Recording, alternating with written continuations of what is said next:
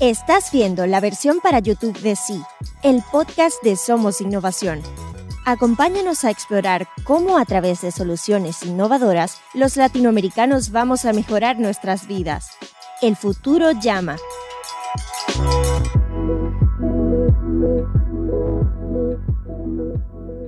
Hola, soy Federico Fernández. Bienvenidos a un nuevo episodio de Sí, el podcast de Somos Innovación. Hoy vamos a conversar acerca del fenómeno de la gran renuncia y su impacto para la gestión de recursos humanos y de talento en el mundo de hoy. También de cómo las empresas pueden capacitarse a través de educación ejecutiva para enfrentar este y otros desafíos. Y para ello nos acompaña Alberto Medina Méndez. Alberto es periodista, consultor en estrategia y comunicación corporativa, analista político y conferencista internacional. Escribe habitualmente para el diario El Litoral e Infobae, entre otros medios. Conduce el ciclo radial y el podcast Existe Otro Camino y es también el presidente de la Fundación Club de la Libertad. En redes pueden encontrarlo en Twitter y en la web del Club de la Libertad. A ambos voy a dejar los links en la descripción del episodio. Alberto, bienvenido a Sí. Muchísimas gracias, Federico, por la invitación, por la oportunidad, y aprovecho para felicitarte no solamente por el proyecto, sino por esta forma de comunicar y de compartir información, experiencias e ideas. No, gracias a vos, Alberto, por la presencia. Estamos, la verdad, súper contentos de tenerte. Además, bueno, además de toda la introducción que dice Alberto, que igualmente no le hace justicia, es un gran amigo, además, y una persona que hace mucho porque Argentina esté mejor de lo que está. Así que bueno, la verdad que es un gusto tener este rato para charlar con vos. Y yendo a lo que nos convoca, quería preguntarte, digamos, en tus palabras, sé que has estado estudiando el tema, has estado dando charlas al respecto. ¿Qué nos podés decir de la gran renuncia? ¿De qué estamos hablando cuando hablamos de la gran renuncia o la Great Resignation? Yo creo que se trata de un fenómeno que evidentemente ahora lo han catalogado, pero en realidad es un fenómeno que ya tiene antecedentes y que se mostró primariamente en otras instancias de este proceso de vinculación entre los seres humanos y las organizaciones. Lo que pasa es que la pandemia, digamos, aceleró ese proceso, lo visibilizó mucho más fuerte aún y puso arriba de la mesa algunas cuestiones que se hicieron más visibles por pragmáticas. Tiene que ver con esta idea de que evidentemente hay gente que no está dispuesta, por una cuestión sociológica, psicológica, generacional, también me animaría a decir, no está dispuesta a jugar ciertas reglas de juego en el mundo del trabajo. Y eso hace que no participe y no quiera estar vinculado a determinado tipo de trabajo. Eso antes se resolvía fácilmente porque, claro, la demanda de trabajo generaba búsquedas y la gente finalmente se resignaba a conseguir los trabajos que podía. Hoy hay una corriente cada vez más fuerte, impregnada por los millennials sin duda y por los centennials, en la que, bueno, la gente dice yo este trabajo no lo haría, físicamente en lo presencial no estoy dispuesto a trasladarme, ir hasta allí, y entonces empezó a darse un fenómeno que se masificó y que hoy tuve la suerte hace algunos meses atrás de estar en Estados Unidos y lo vi en primera persona, porque es el primer país donde esta idea se configura con mucha potencia, aunque existe también el fenómeno en el resto del mundo con diferentes matices, ¿no? Gente que renuncia al trabajo, que abandona sus puestos de trabajo en relación de dependencia para, ya sea emprender nuevos proyectos personales, dispuesto a ganar menos dinero, a ganar calidad de vida, a encontrar otros equilibrios, o que está dispuesto a trabajar en relación de dependencia, pero con otra configuración. El trabajo en casa, el trabajo remoto, la participación presencial en algunas jornadas y no en todas. Es decir, una configuración que las empresas no están preparadas para administrar porque vienen de la vieja cultura del horario, de la presencialidad, y entonces se da un disloque, ¿no? Antes era si no te gusta el trabajo, andate, total hay un montón de gente que va a venir a reemplazarte. El problema es que hoy nadie viene a reemplazarte. Es decir, que no hay esa demanda que existía en otro momento y las empresas entonces les cuesta mucho más tomar coraje para ir por ese camino y empiezan a cuidar su recurso humano, especialmente el talentoso, ¿no? Porque claro, tal vez a nivel operativo es un poco más sencillo, aunque también está pasando, pero a nivel de mandos medios, a nivel de gente talentosa, si las empresas no ofrecen una plataforma de trabajo amigable, flexible, simpática, que entusiasme, te quedas sin gente y esos empleados talentosos se terminan yendo a otras organizaciones. Y antes esto se resolvía con dinero, Federico. Es decir, las empresas lo que decían era, bueno, listo, te pago más, ¿sí? Y ahora resulta que hay una generación que dice, no, yo no estoy buscando más ingresos, estoy buscando mejores condiciones de trabajo, que sean más amigables con este equilibrio que estoy buscando, porque yo tengo trabajo para vivir, no vivo para trabajar. Y creo que es un cambio cultural muy fuerte, por eso te decía, para mí esto ya empezó hace muchos años, ahora tiene nombre, le pusieron un rótulo, y tomó tal volumen, vos ves las cifras en Estados Unidos y te das cuenta, tomó tal volumen que la distancia entre el empleo ofrecido y la cantidad de gente que no está dispuesta a aceptar ese tipo de puesto de trabajo se empieza a engrosar y esto impacta en la calidad de los servicios, por supuesto, y en la enorme dificultad que tienen las empresas para adaptarse a estas nuevas reglas de juego, ¿no? Entiendo un poco, o sea, de todo lo que nos decía, estaba tomando notas y tenemos, digamos, para sacar varios temas de ahí, pero antes de eso y sobre todo la cuestión de cómo cuidar el talento, digamos, cuál es el nuevo panorama con que nos enfrentamos. Quería, y esto, digamos, viene de una charla que vos diste a fines del año pasado, que voy a poner el link en la descripción del episodio, sobre estos temas justamente, y vos mencionabas algo, porque vos mencionaste a los millennials, a los centennials, pero vos también en tu charla pusiste, no, sí no como punto de partida, porque como vos decís bien, esto viene hace un tiempo largo, pero quizás como catalizador el tema de la pandemia y el tema de la cercanía de la muerte. Que, perdón, digamos, no es la pregunta más alegre que te puedo hacer, pero digamos, esa intuición me pareció muy interesante y me gustaría si la podés desarrollar un poco. Sí, sí, yo creo que la pandemia lo que puso sobre la mesa es una cuestión que la mayoría de los mortales no tenemos en el registro. La idea de la muerte es una cosa siempre lejana, no importa en qué momento de la vida estés, salvo que estés en el último tramo y sientas que estás jugando los últimos minutos del partido, pero en general uno tiende a pensar que va a durar mucho tiempo. La pandemia puso sobre la mesa la sensación, probablemente falsa, de que la muerte estaba a la vuelta de la esquina y que si tocabas la puerta te podías infectar y morir, y que tenías que rociar la bolsa del supermercado, y esa sensación, digamos, de desprotección, de vulnerabilidad, nos acercó al concepto de la finitud. Y ese concepto de la finitud me parece que nos hizo revalorizar la vida, ¿no? Es decir, bueno, si es que estamos aquí en tránsito, siempre estuvimos, tenemos que aprender a vivir mejor, a aprovechar los momentos, a disfrutar la felicidad, y entonces el trabajo en la ecuación deja de estar en el centro de la escena como valor superior y pasa a ser un valor importante, pero no superior. Y creo que esa conciencia no solamente la tomaron los más grandes, sino también las generaciones intermedias, que ya venían diciendo eso, ¿no? O sea, la vida es un equilibrio, no estoy para trabajar nomás, el trabajo es una parte relevante, pero no toda. Entonces, yo lo que creo que, como decía al principio, la pandemia lo que hizo fue acelerar el proceso, visibilizar algo que ya estaba y tal vez golpearnos un poco la espalda para que reaccionemos rápidamente, e instaló a una velocidad superior lo que ya venía lentamente siendo un proceso, ¿no? Te traigo a tu atención una referencia justamente de esto que hablabas y que tiene, o sea, sobre todo en la primera respuesta, pero también se relaciona con esto. La fuente también lo voy a dejar en la descripción, viene de la publicación Cinco Días, que pertenece al País de España, y ahora estoy citando.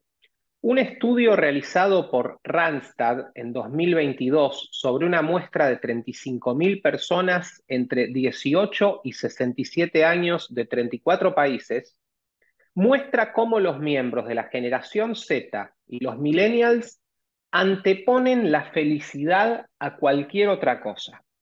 El 56% dice que dejaría el trabajo si esto le impidiera, comillas, disfrutar de la vida. Para los llamados Zoomers, el dinero no es la prioridad. quieren ser considerados como personas en su conjunto y la capacidad de comprender su trayectoria profesional vale más que una nómina. Esto un poco, digamos, creo, y a ver, digamos, avalado por datos, muestra lo que vos nos venía diciendo, que es un cambio de, digamos, de percepción de la vida laboral y de los equilibrios muy fuerte. Sí, y dicen los especialistas en recursos humanos, yo no lo soy, que los seres humanos estamos preparados para recibir cantidades infinitas de remuneración económica y reconocimiento. Es decir, es el único recurso que pareciera insaciable, ¿no? Es decir, el resto de los recursos que vos podés recibir tienen un límite, ¿sí? Te sentás a comer y en un momento tenés saciedad. Y te acostás a descansar y en algún momento tenés saciedad, terminás logrando satisfacción para esa necesidad. El dinero y el reconocimiento dieron la sensación de que no, pero esta generación nos pone en el tapete de que el dinero también tiene un límite de saciedad. Es decir, que si el dinero me permite llevar una vida determinada es suficiente y que no estoy dispuesto a trabajar más horas por más dinero. El reconocimiento sí es un dato interesante, ¿no? Porque en eso capaz que somos más flexibles a poner más empeño por un propósito. Y en eso tal vez las generaciones, estas nuevas, que son tan criticadas por la gente que tiene más años, tal vez tengan mucho que enseñarnos, ¿no? Porque tal vez tengan mucha más razón en esto de que lo importante, en definitiva, es usar el recurso económico y el trabajo como un medio para conseguir la felicidad y no que eso sea el objeto de la felicidad. Y que en definitiva lo importante es qué hacemos con el dinero que conseguimos ganar y cómo lo utilizamos en nuestra vida personal para disfrutar, enriquecernos espiritualmente, en nuestra salud, en nuestros afectos. Y creo que esa suerte de equilibrio es una enseñanza que nos traen estas generaciones que a veces son incomprendidas por los más grandes porque dicen, bueno, pero finalmente son unos irresponsables, finalmente no toman en cuenta la importancia que tiene una carrera profesional.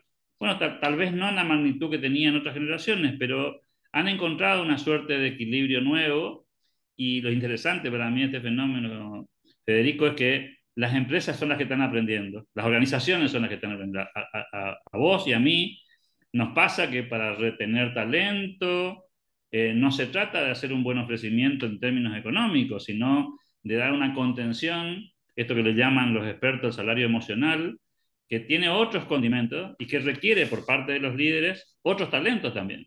Es decir, talentos que habitualmente no se han desarrollado en el liderazgo, porque esto se resolvía con más recursos económicos. Me toca en suerte por mi actividad profesional trabajar con empresas de cierta magnitud y los líderes te cuentan, mirá, hace unos años atrás nosotros cuando un empleado venía y mostraba cierta insatisfacción, eso lo compensábamos económicamente. Le hacíamos una oferta superior, le mejorábamos la oferta y esa persona se quedaba contenta en su trabajo. Hoy se van por menos, es decir, no solamente que no alcanza con aumentar, sino que te dicen, no, mira, me voy a vivir a otro lugar que es más tranquilo, que tengo una vida de mayor calidad, que no tengo que lidiar con la inseguridad o con la contaminación o con las grandes multitudes. Es decir, la gente huye de ese formato y entonces escapa de las grandes corporaciones que tienen una oferta interesante que hacer en términos económicos, pero que no tienen una oferta interesante en términos de desarrollo personal. Y creo que en eso se ha dado un fenómeno de mercado, nosotros que somos defensores de esta idea, interesante, porque el mercado está educando. No hay una norma que diga esto, ¿no? O sea, acá lo que está pasando es que el mercado te educa en términos de oferta y demanda, y los mismos que hace unos años decían que no iban a hacer nunca esto, lo están haciendo, ¿no? Estos fenómenos que sin dudas están pasando, digamos, a ver, mejor dicho, yo tiendo a entenderlos más en países desarrollados o ultra desarrollados como los Estados Unidos, algunos países de Europa, pero en Argentina en particular y en América Latina en general, como en otras partes del mundo, la verdad que estamos en una situación de un atraso relativo bastante grande y para salir de esa situación hay que arremangarse, o sea, digamos, sería muy lindo que fuera de otra manera, sería muy lindo que cayera maná del cielo, pero bueno, no, es poco probable que eso nos suceda. Entonces, digamos, cómo, hasta dónde es compatible, digamos, un set de valores de decir, no, yo quiero priorizar mi tranquilidad, quiero, sin una condena al subdesarrollo por las próximas generaciones, por poner un ejemplo. Creo que es interesante el planteo. Yo me pregunto muchas veces lo mismo, pero creo que como todo fenómeno de mercado y como funciona el orden espontáneo, el primer dato ahí para mí relevante sería que estamos en un mundo globalizado, con lo cual las reglas del mundo se van contagiando y cada vez más a una velocidad superior, digamos, ¿no? Cosas que antes pasaban en el mundo desarrollado, ocurrían 20 años después en el tercer mundo. Hoy esa dinámica no funciona así. Inclusive los fenómenos sociales se dan a mayor velocidad, a veces con diferencia de meses y en otros casos con diferencia de años, pero pocos años. Y si bien la configuración de América Latina en particular y de los países subdesarrollados no es la misma que la de las otras naciones que ya han pasado a otra etapa, eh, en el rango de los talentosos funciona igual.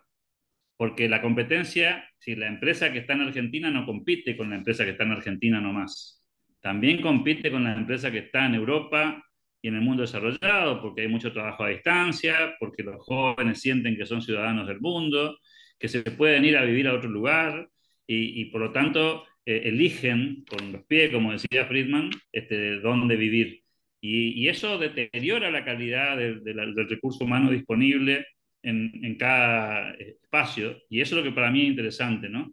A pesar de que la calidad nuestra es inferior al promedio del mundo desarrollado, no obstante eso, yo veo con mucho entusiasmo que los empresarios, sobre todo los empresarios más jóvenes, están empezando a tomar nota de esto y se empiezan a preocupar de esta cuestión que podríamos poner como título salario emocional, ¿no?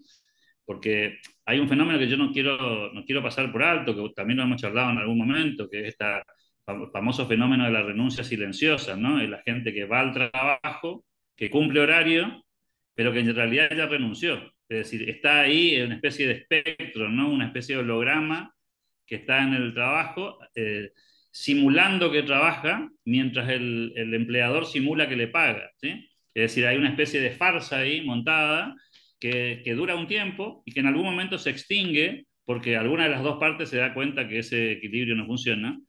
Y ese fenómeno también convive en este tiempo. No, algunos van a decir que eso es holgazanería. En realidad es un acuerdo forzado de partes que se rompe cuando alguno de los dos dice, bueno, se terminó, no podemos seguir así. Y cuando salís a buscar al mercado el reemplazante de eso, te encontrás con que el formato que vas a encontrar en la calle es parecido.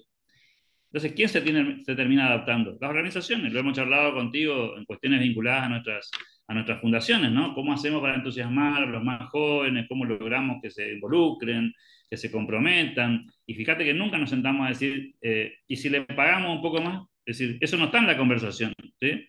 Porque somos conscientes que son inflexibles a esa dinámica. Yo soy, respondiendo a tu pregunta, no tengo la respuesta, por supuesto, definitiva, pero sí creo en el fenómeno del orden espontáneo que se va a terminar acomodando en esta suerte de equilibrio inestable a una nueva situación y creo que si las empresas y las instituciones entienden razonablemente esto que está pasando, eh, están haciendo un gran esfuerzo para, por ejemplo, dar flexibilidad, otorgar variantes en términos de horarios, ser flexibles a la hora de definir los puestos de trabajo y las responsabilidades, ser conscientes que la retención de talento por tiempo indefinido no es un valor, que la gente se va a ir, más tarde o más temprano se va a ir, ya sea porque no está satisfecha o ya sea porque quiere un nuevo desafío, ¿sí? Y en ambos casos vamos a tener que reemplazar a ese jugador. Entonces ya tenemos más conciencia de que los talentosos nos van a durar poco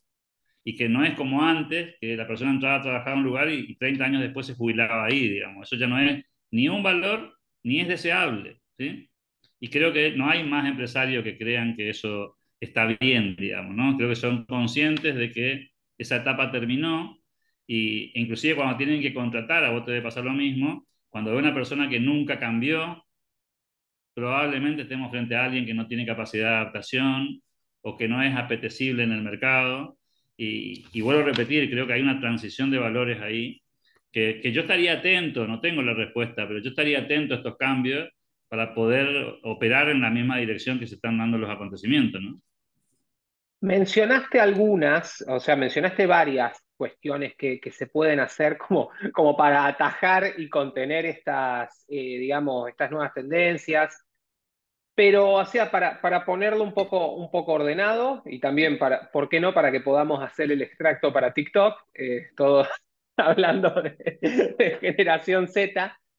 Que, digamos, en la charla que vos diste hace unos meses, presentaste una cita, perdón, no me acuerdo ahora, de alguien que decía, la gente no renuncia a los malos trabajos, sino a los malos jefes. Un poco, digamos, eso está, digamos, está sobrevolando toda nuestra conversación en cierto sentido. Un poco, ¿qué vos mencionaste, bueno, temas vinculados al salario emocional? ¿Qué cosas se pueden hacer para, digamos, retener el talento, hacerlo florecer, sabiendo, por supuesto, que, digamos, la presencia de ese talento en tu empresa tiene una fecha de vencimiento por distintos motivos, pero ¿qué cosas se pueden hacer para, digamos, crear un ámbito laboral que incite a la gente que uno quiere tener en su empresa, en su compañía, en su fundación, a que se quede? El primer punto es que el líder asuma que tiene que trabajar sobre él mismo. Creo que ahí empieza la historia, ¿no? Y preguntarse quién querría trabajar conmigo, ¿no? ¿Quién querría acompañarme en esta aventura? Si va a ser divertido, si va a ser entusiasmante, si va a ser excitante recorrer este camino. La gente se queda a tener experiencias, vivencias, y es capaz inclusive de resignar algunas cuestiones que pueden ser aparentemente importantes a cambio de acompañar una aventura, un proceso, un jefe. Y creo que ahí está un poco la clave, ¿no? ¿Qué tenemos de atractivo como líderes? ¿Y qué tienen nuestras organizaciones de apasionante en términos de propósito para que valga la pena quedarse y valga la pena seguir acompañando?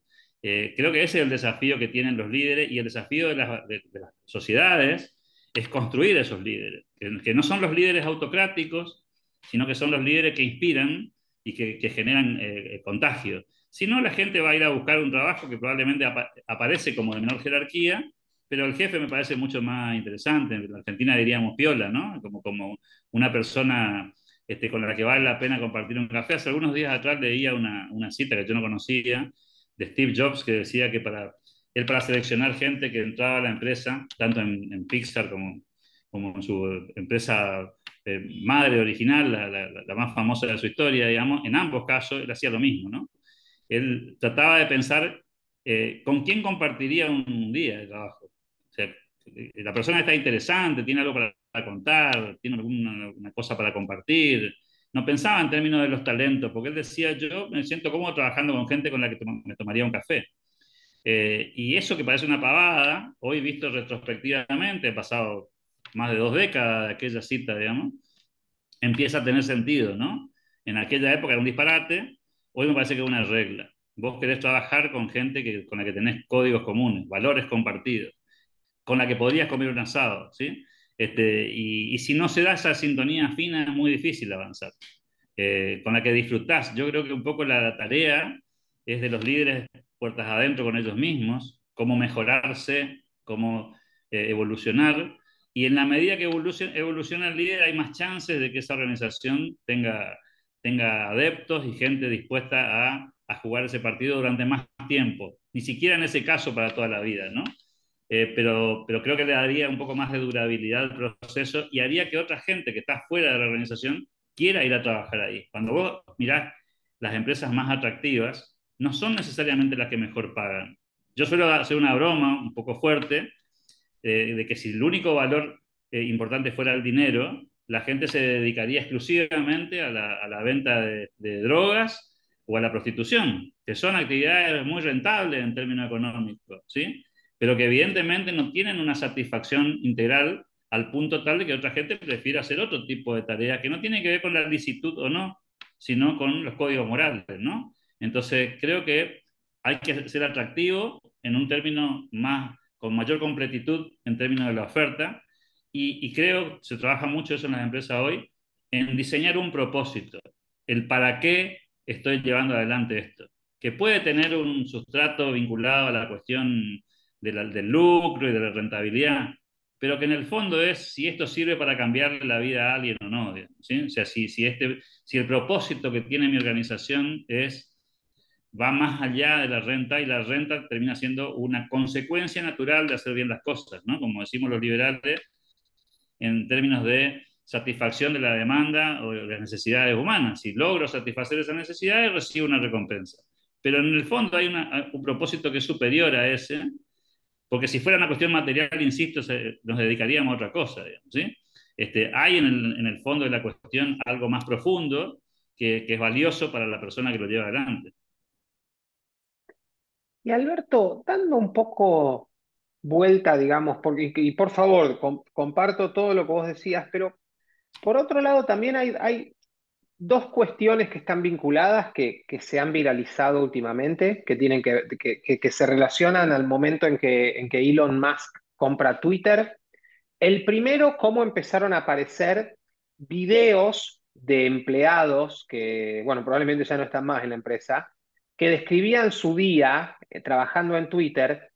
Y la verdad que era, a ver, era pasar de la sala de yoga a tener un par de reuniones, a hacerte un capuchino con una máquina muy linda, eso sí, pero bueno, eh, no parecía, digamos, el trabajo, digamos, no parecían ser las personas más productivas ni que le estén agregando más valor. Y a eso, digamos, a esa cuestión, se le suma el hecho de que entre una cosa y otra, entre gente que renunció y gente que fue despedida, Twitter aproximadamente, y perdón, no me olvidé de chequear el dato antes de que conversemos, pero aproximadamente 70% de lo que era la gente que trabajaba para la empresa no está más. Twitter no desapareció, no se cayó, no ha pasado nada con ese tema. Entonces, digamos, ahí también, esa cuestión de los pseudo trabajos, que no eran trabajos mal pagos, estoy seguro, porque supongo que trabajando en Twitter en San Francisco no estaban mal pagos. Y si esto también, digamos, si por un lado por un lado también lo que se relaciona un poco, yo diría más con el quiet quitting, viste, con la gran renuncia, pero en ambos casos también tiene que ver con que han proliferado, quizás en parte por la abundancia y estos años de tanta bonanza que ha habido, trabajos, la verdad, que eran absolutamente inútiles en el sentido de que no le agregaban valor a nadie, que probablemente deberían haber desaparecido. Y quizás ahora que estamos con tasas de interés más altas, que estamos yendo a un mundo que parece vivir un poquito menos en las nubes, los precios de la energía, o sea, están pasando muchas cosas, muchas, digamos, por motivos muy malos, pero desgraciadamente están pasando. Quizás eso también no puede ser como un llamado, como un despertador, ¿viste? Decir, bueno, cuidado que es muy lindo también todo esto, pero la realidad también nos puede golpear. Entiendo el punto y yo creo que esto es una cuestión cíclica, ¿no? Todos estos fenómenos terminan conformando una suerte de burbuja, ¿m? Y terminan después normalizándose en una nueva meseta, ¿no? Así como hubo una época que se puso de moda que había que poner juegos en la empresa porque Google tenía un espacio para que los empleados jugaran al ping-pong y pudieran leer y distraerse y andar en bicicleta. Entonces hubo una oleada que dijo, si Google hace eso, hay que hacerlo. ¿Sí? Tal vez no lo entendían muy bien ni por qué ni para qué, pero era una especie de efecto imitación. Bueno, después la cosa encuentra un equilibrio, ¿no? Como todos estos fenómenos. Yo creo que son burbujas naturales, son fenómenos de mercado, de nuevo. Hay un exceso de demanda en un momento determinado, una oferta que intenta cubrirla, después la demanda baja, y cuando la demanda baja se termina acomodando en una nueva meseta, digamos. ¿Sí? Yo creo que estamos frente a esos fenómenos de transición. Eh, Tal vez Twitter en ese modelo que vos contaste se subió a una ola que parecía ser el camino, apostaron a la creatividad, a estos grupos que tiran muchas ideas, probablemente ha sido durante algún tiempo muy interesante ese fenómeno, en algún momento como pasa con los seres humanos, ¿no? Nos aburguesamos, encontramos un nuevo punto de equilibrio y bajamos nuevamente la guardia, ¿no? El tema es justamente para mí lo interesante, es acompañar ese proceso y tratar de ir en la oleada, ¿no? Esto es como cuando compras y vendes acciones. ¿Cuándo compro? Cuando está baja, digamos, ¿sí? Pero después cuando sube la tengo que vender, ¿sí? No me puedo quedar ahí, digamos. Entonces creo que Son fenómenos sociales, oleadas, después de la generación Z vendrá otra, con otras características, ¿sí? Lo que sí está muy claro es que el mundo del trabajo cambió, que la pandemia puso una bisagra, que esas reglas nunca van a volver a ser las mismas, tampoco son diametralmente opuestas, son un mix entre lo que había y lo que hay ahora, y seguirá siendo así. Tal vez lo único novedoso, Federico, es que esto se está dando con más velocidad que antes. Esto mismo ocurría antes, pero con un siglo de diferencia, digamos. Entonces, vos vivías en tu generación un cambio relevante, ¿sí? Dos cambios. Hoy asistimos a un fenómeno, mis padres son personas añosas y ellos pueden contarte los 50 cambios que vivieron, digamos, a lo largo de su vida, ¿no? Porque cuando ellos nacieron no había televisión, ¿sí? Y mucho menos internet, ¿sí? Y bueno, han ido evolucionando con ese proceso y les ha tocado cambiar a cada rato. Bueno, ese es el desafío. Pero los seres humanos, mi hija, tus hijos, están hoy genéticamente preparados para la velocidad del cambio que ya está instalado. Es decir, a nosotros nos cuesta el cambio, cuando viene cada 4 o 5 años decimos, ufa, otra vez tenemos que cambiar. Nuestros hijos van a estar formateados para ese cambio automático, digamos, ¿sí? Y no lo van a sufrir como probablemente lo sufrimos nosotros y lo sufrían nuestros padres. Entonces creo que es parte del proceso de la evolución, son equilibrios inestables, no existe tal cosa como la situación perfecta, siempre estamos desfasados para arriba, desfasados para abajo.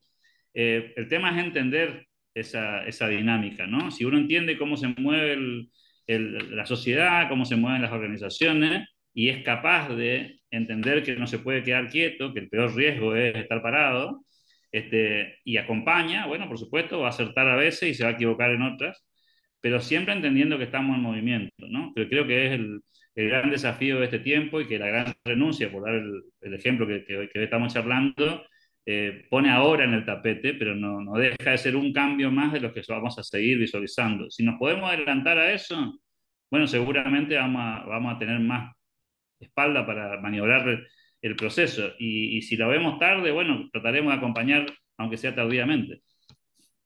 Decías adaptarnos a las dinámicas, cambios que, bueno, que se han dado y que ya está, que no, digamos, no vamos a volver al mundo prepandemia. Y sé que estás involucrado y, digamos, no quiero decir mucho porque te quiero dejar a vos decir lo que te parezca decir y lo otro dejarlo para cuando te parezca correspondiente, pero sé que estás involucrado en un proyecto que tiene que ver con educación ejecutiva, con capacitar recursos humanos, mandos intermedios, mandos altos. ¿Qué nos podés contar al respecto? Efectivamente, y te agradezco el pie, digamos, Federico. Estamos embarcados en el armado de una nueva, un emprendimiento que van a hacer aquí en Argentina, revalorizando algunas de estas cosas que hablamos. El nombre está en inglés, es Innovative Mindset, pero en definitiva significa mentalidad innovadora, la idea esta de acompañar los cambios, de adaptarse. Y creemos que esa herramienta de educación ejecutiva, como bien decía, nos va a permitir acompañar ese proceso a aquellos que identifican la necesidad de ir a esa velocidad, ¿no? De acompañar el proceso. Vamos a tratar de formar y de ayudar a formar, de ayudar a pensar, de tratar de encontrar caminos compartidos con gente que tiene ganas de que sus organizaciones evolucionen, públicas, privadas, del tercer sector, inclusive siempre hablamos de los desafíos que tienen los profesionales independientes, que no tienen una organización en términos empresariales, pero en definitiva tienen un emprendimiento que son ellos mismos, cuando su marca es el ingeniero fulano de tal o la agrimensora fulana. Entonces, la idea es que este espacio, que va a ser un espacio presencial, donde vamos a poder compartir experiencias, donde vamos a poder compartir conceptos, pero también practicarlos, jugar un poco con eso, nos va a permitir tratar de dar una mano a aquellos que tienen ganas de hacer el proceso de cambio, de acompañar lo que está pasando. Vamos a tratar de ser un instrumento, un grupo de consultores, lo que estamos conformando, cada uno en su especialidad, desde los temas financieros, pasando por los temas publicitarios y de marketing, de las cuestiones vinculadas a las habilidades blandas y el capital humano, pasando por las cuestiones comerciales y administrativas. Vamos a tratar de abarcar todo el abanico que sea posible y también, hablando de aprendizaje, iremos aprendiendo nosotros también en el proceso cuáles son las demandas, cuáles son los temas que realmente interesan, qué formatos tenemos que plantear, cambiaremos, modificaremos, iremos viendo en ese sentido cómo ir ajustando la balanza, ¿no? Creo que el desafío es un poco ese, y el proyecto es ambicioso en términos de propósito, porque nosotros creemos que es una manera de no solamente generar un emprendimiento que pueda ser rentable, sino también una manera de contribuir con un granito de arena a que la sociedad se transforme. Creo que si cambiamos los líderes, si los ayudamos a los líderes a pensar de otra manera, la palanca de ese motor puede repercutir más fuertemente en las sociedades. Las sociedades que tienen mejores líderes progresan a una velocidad mayor. Por eso miramos tanto el mundo desarrollado, ¿no? Porque evidentemente han logrado construir una estructura de liderazgos superior, y por eso les va como les va, y por eso a nosotros nos va como nos va, ¿no? ¿Cuándo crees que van a estar lanzando este nuevo proyecto? Todo hace pensar que vamos a estar operativos entre el 1 de marzo y el 1 de abril, como suele pasar en estos emprendimientos. Siempre estás ajustando cuestiones de último momento, desde las cuestiones de edilicia, pasando por temas que tienen que ver con el contenido, con el formato, con la estructura de trabajo. Pero ya a esta altura del partido no estamos preocupados con la fecha, porque lo importante es que podamos salir ordenados, con una buena oferta, bien presentados al mercado, y sabiendo que va a ser un paso a paso, que la fecha de origen no va a cambiar el resultado del proceso. Lo importante va a ser el tiempo que le podamos brindar a esto, la calidad del trabajo que podamos poner, la perseverancia que implica un proyecto de estas características que no tiene muchos antecedentes, al menos en la región en la que yo estoy, y que obviamente va a competir contra ofertas académicas que nosotros no pretendemos ser, y que seguramente también va a competir con otras alternativas que las empresas, las organizaciones, las instituciones tienen para pasar este escollo. La sensación que tenemos nosotros es que esa demanda hoy no está cubierta, de que un líder que quiere cambiar no tiene cómo apalancarse, las empresas más grandes contratan consultores, las empresas intermedias no tienen cómo resolver ese intríngulis porque no tienen el capital, y no tienen acceso a tecnología, y cuando digo tecnología me refiero a tecnología en conocimiento, que le permita hacer cambios importantes que impacten en su organización. Vamos a tratar nosotros de convertirnos en esa bisagra, y bueno, ojalá que podamos ser de utilidad, ojalá que le encontremos, usando una expresión acá lugareña, el agujero al mate, ¿no? Que le encontremos la fórmula que nos permita contribuir en la sociedad con un granito de arena, y que a nosotros como institución nos posibilite ir dando más ofertas y otras alternativas. Buenísimo, Alberto, y te dejo ya semi comprometido para en unos meses hablar de Innovative Mindset también, y seguir charlando, tener otra oportunidad para charlar contigo. Te agradezco muchísimo, Federico, te agradezco de corazón esta oportunidad. Ojalá cuando nos volvamos a encontrar en este espacio te pueda contar más cuestiones de esta, y seguramente analizando estos fenómenos que van a seguir apareciendo, consolidándose, capaz que algunos retrocediendo. Creo que eso es lo divertido de la vida, ¿no? La impredecibilidad que tiene el futuro, y ese es el desafío. Si no, la vida sería extremadamente aburrida para todos, ¿no? Así es, sin dudas. Y bueno, Alberto, la verdad, de nuevo, muchísimas gracias. A todos los que nos escucharon, no olviden suscribirse a través de cualquier plataforma que utilicen para podcast. También nos pueden encontrar en el canal de YouTube de Somos Innovación, y nos encontramos en un próximo episodio, en un nuevo episodio de Sí, el podcast de Somos Innovación. Sí es el podcast de Somos Innovación. Visita somosinnovación.lat para suscribirte. Y no olvides compartir este episodio a través de tus redes.